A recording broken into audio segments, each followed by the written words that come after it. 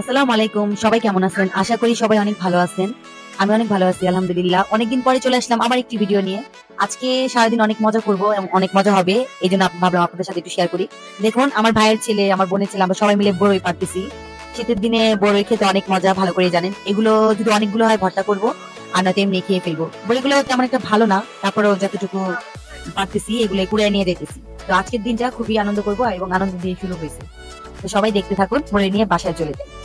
এখন হচ্ছে দুপুর টাইম, সবাই নামাজ পড়ে আসছে। দেখুন মসজিদ থেকে জিলাপি নিয়ে আসছে। আমি বলতেছি আমাকে দাও, কারণ জিলাপি আমার অনেক পছন্দ। আমি যখন গ্রামে যাই আমার শ্বশুর বাবা আমার জন্য জিলাপি নিয়ে আসে। এখন সে এই দুনিয়াতে নাই, তার জন্য সবাই দোয়া করবেন, আল্লাহ জানে তাকে জান্নাতবাসী করেন। জিলাপি দেখলেই আমার তার কথা খুবই মনে পড়ে। তো এই তো সবাই নামাজ পড়ে এসে আনন্দ করতেছে। বলছি না আজকে সারাদিনই যাবে আমাদের আনন্দতে। তো বাড়ি ঘর গুলো সম্পূর্ণ এলোমেলো, এখন পুরোটা বাড়িকে গুছায়া অনেক সুন্দর করে পরিপাটি করে নিব।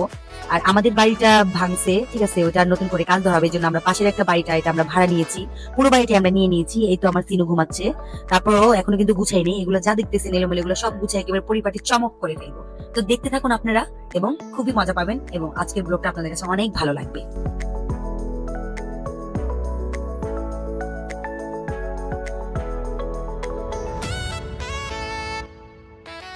এই তো আমাদের আয়োজন শুরু হয়ে গিয়েছে। আমাকে রোস্ট করতে দেওয়া হয়েছে।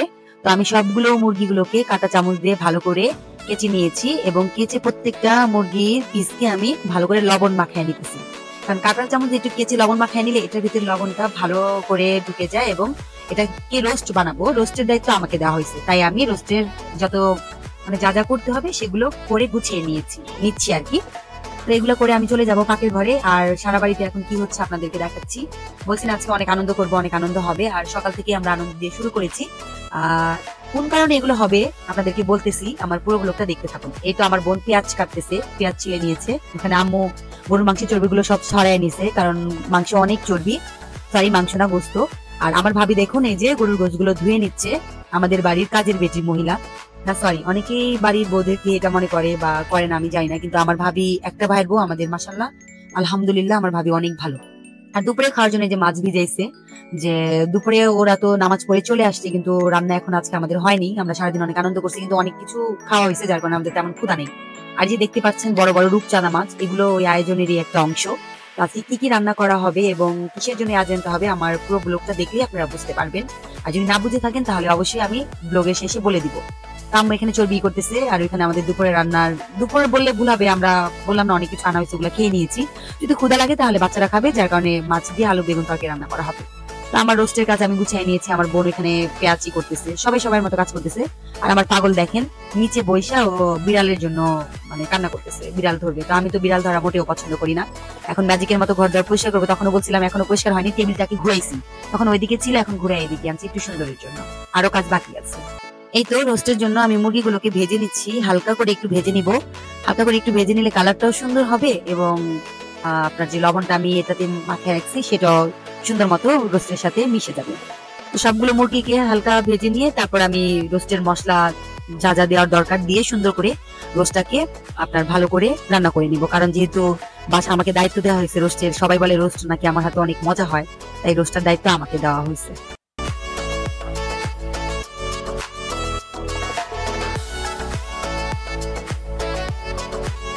রান্না বান্না শেষ, এখন হচ্ছে নাস্তার পর্ব। সবাই চলে এসেছে, সবার জন্য আমরা নাস্তার আয়োজনটা করতেছি। তো এদিকে আমার ভাবি সবকিছু কেটে নিচ্ছে এবং গুছিয়ে দিবে, আমি নিয়ে যাব। এই যে দাঁড়ায় আছি আমি, দেখুন আমার জামাটা দেখাচ্ছি, আমার জামাটা অনেক সুন্দর, আজকে নতুন পরেছি।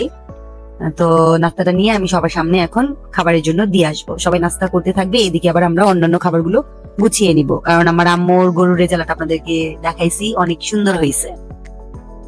খাওয়া দাওয়া সবার শেষ হয়ে গিয়েছে। এত সুন্দর আয়োজন ছিল আজকে, বিশ্বাস করুন, এত সুন্দর করে আমরা গুছিয়ে, এই যে দেখতে পাচ্ছেন রোস্ট গুলো নিয়েছি, আর দেখতে এত সুন্দর এবং ইয়ামি হয়েছে। কিন্তু কি বোকার মতো কাজ করছি, একটা ভিডিও করতে পারিনি, কারণ আমরা আজকে অনেক আইটেম করছি, গরুর রেজালা, মুরগির রোস্ট, রূপচাঁদা, ডিমের কোরমা, পোলাও, মানে অনেক আয়োজন করা হয়েছে। কিন্তু যখন ওনাদেরকে আমরা খাবারটা বেড়ে দিয়েছি অথচ তখন কিন্তু ভিডিওটা করতে পারিনি। তো এই যে ওনারা এই নাস্তা নিয়ে আসছে, নাস্তা বলতে আর কি আমাদের বাসায় নিয়ে আসছে মিষ্টি, দই, আইসক্রিম, অনেক কিছু নিয়ে আসছে, ছানা। তো এখন ওই যে এগুলো দিচ্ছি আর কি, এগুলো দেখাইতে পারতেছি, কিন্তু খাবার যে এত সুন্দর করে আয়োজন করে নিয়ে গিয়েছি ওইগুলো ভিডিও করতে আমি ভুলেই গেছি। মানে আমি কি বলবো, কনফিউজ হয়ে গেছি, ভিডিও করলাম না। তো আম্মু এখানে খাবার বাড়তেছে, তাদেরকে দিবে এই জন্য টিফিনে খাবার রেডি করতেছে, ওইগুলো ভিডিও করতেছি। ওই যে একটা পাত্রে আবার আরো পোলাও আছে, এই যে দেখুন সবকিছু এলোমেলো হয়ে গিয়েছে। আজকে হচ্ছে আমার বোনের এঙ্গেজমেন্ট, ওরা আমার বোনকে আংটি পরাইছে, আর এখন সব কাজ শেষ হয়ে গিয়েছে, ওরা চলে যাবে। তাই আমার আম্মু ওদের বাড়ির জন্য, ওর আব্বু মানে ছেলের আব্বু আসে নাই, তাদের জন্য খাবারগুলো রেডি করছে। ও আমাদের দেখেন চিংড়িটাও করছিল, চিংড়ির মালের কোপ্তার মতো আর কি করা হয়েছিল, এটার কথা ভুলেই গিয়েছি। তো বললাম না অনেক খাবারের আয়োজন করা হয়েছে। তো আয়োজন শেষ, আমার বোনকে আংটি পরানো হয়ে গিয়েছে, সবাই চলে যাবে, খাবার বেড়ে দেওয়া হচ্ছে, আমার তালুই বাবা আসে নাই এই জন্য। আর আংটি পরাইছে, খাবার খাইছে, ওগুলোর ভিডিও আমি করতে পারি নাই। কি আর বলবো। তারপরে যদি আমার ব্লগটা আপনাদের কাছে ভালো লেগে থাকে, প্লিজ আমার চ্যানেলটিকে সাবস্ক্রাইব করবেন এবং একটি লাইক আর কমেন্ট করে যাবেন। সবাই ভালো থাকবেন, এই দোয়া মানে আপনাদের কাছে, সরি, এই আশা করি, এবং আমার জন্য সবাই দোয়া করবেন। আল্লাহ হাফেজ, আসসালামু আলাইকুম।